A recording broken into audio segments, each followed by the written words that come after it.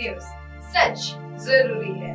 नमस्कार दर्शकों, ये MNS न्यूज नेटवर्क और आप देख रहे हैं MNS न्यूज टीम। मैं हूं आपके साथ शुभांगी। तो आइए देखते हैं आज की कुछ खास खबरें।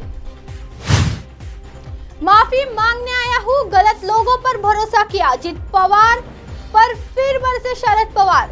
महाराष्ट्र के नासिक में एक सार्वजनिक कार्यक्रम में एनसीपी प्रमुख शरद पवार ने अपने भतीजे अजित पवार पर जमकर निशाना साधा। पार्टी से बगावत करने के बाद उन्होंने अजित पवार को लेकर कहा, मैं यहाँ माफी मांगने आया हूँ, मैंने कुछ लोगों पर भरोसा करके गलती की। शरद पवार ने कहा कि मैं गलती नहीं दोहराऊंगा। बारिश में भीगते हुए शरद पवार ने शनिवार को नासिक में एक रैली को संबोधित किया, जो अजित पवार के विद्रोह से अलग होने के बाद राष्ट्रवादी कांग्रेस पार्टी को दोबारा फिर से खड़ा करने के लिए उन्हें उनके राज्य के दौरे का पहला पड़ाव था। इस दौरान शरद पवार ने जनता से खुद को सीधा जोड़ने की कोशिश की। उन्होंने कहा, मैं यहाँ माफी मांगने आया हूँ, मैंने कुछ लोगों पर भरोसा करके गलती की। शरद पवार ने कहा कि मैंने गलती नहीं ये दोहराऊंगा। बूढ़ा कहे जाने पर बोले अजीत को इसकी कीमत चुकानी होगी। शरद पवार ने उन्हें बूढ़ा कहे जाने पर भतीजे अजित पवार पर निशाना साधते हुए कहा कि उनकी उम्र पर टिप्पणी करने वाले लोगों को इसकी भारी कीमत चुकानी होगी। आइए बढ़ते हैं अगली खबर की ओर।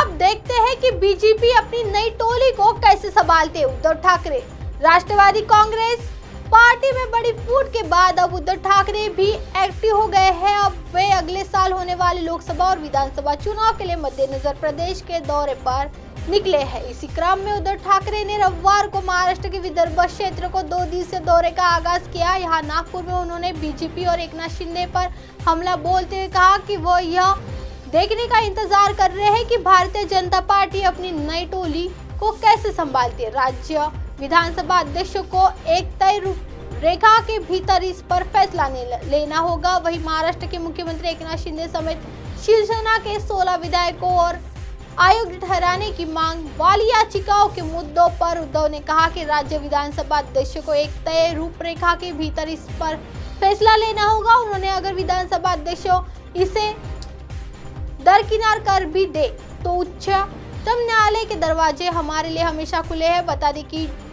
जून 22 में शिंदे की अनुगामी विधायकों की बगावत के कारण उद्धव ने नेतृत्व वाली महाविकास आघाड़ी सरकार गिर गई थी और 2 धड़ों में बढ़ गई और बाद में फिर शिंदे भाजपा के समर्थन से मुख्यमंत्री बन गए थे। आइए बढ़ते हैं अगली खबर की ओर। उद्धव ठाकरे, एकनाथ शिंदे, शरद पवार, अजित पवार और देवेंद्र फडणवीस में से कौन है ज्यादा अमीर? महाराष्ट्र के मुख्य निर्वाचन अधिकारी की वेबसाइट पर हल्फनामे के अनुसार सीएम एकनाथ शिंदे के पास कुल 11,56,12,000 रुपए की चल और अचल संपत्ति है। हल्फनामे के अनुसार शिवसेना नेता उद्धव ठाकरे ने अपनी 1043.26 करोड़ रुपए की संपत्ति घोषित की है। इसमें चल और अचलन दोनों संपत्ति शामिल है। वहीं अगर महाराष्ट्र की डिप्टी सीएम की बात करें तो देवेंद्र फडणवीस के पास 3.78 करोड़ रुपए की संपत्ति है। फडणवीस की पत्नी अमृता एक्सिस बैंक की वाइस प्रेसिडेंट। हल्फनामे के अनुसार एनसीपी चीफ शरद पवार की कुल संपत्ति महज 32.73 करोड़ रुपए की है। 5वीं बार महाराष्ट्र के उप मुख्यमंत्री बने अजित पवार के पास कुल 75.48 करोड़ रुपए की चल अचल संपत्ति है। अब आप हमारे चैनल को आपके मोबाइल पर भी देख सकते हैं। मोबाइल ऐप पर देखने के लिए play store MNS news T app download करें। इंस्टा, लिंक, ट्विटर, हाइकूक, फेसबुक और कई सोशल मीडिया के प्लेटफॉर्म पर हमारा चैनल उपलब्ध है। आप इसे यूट्यूब पर भी देख सकते हैं।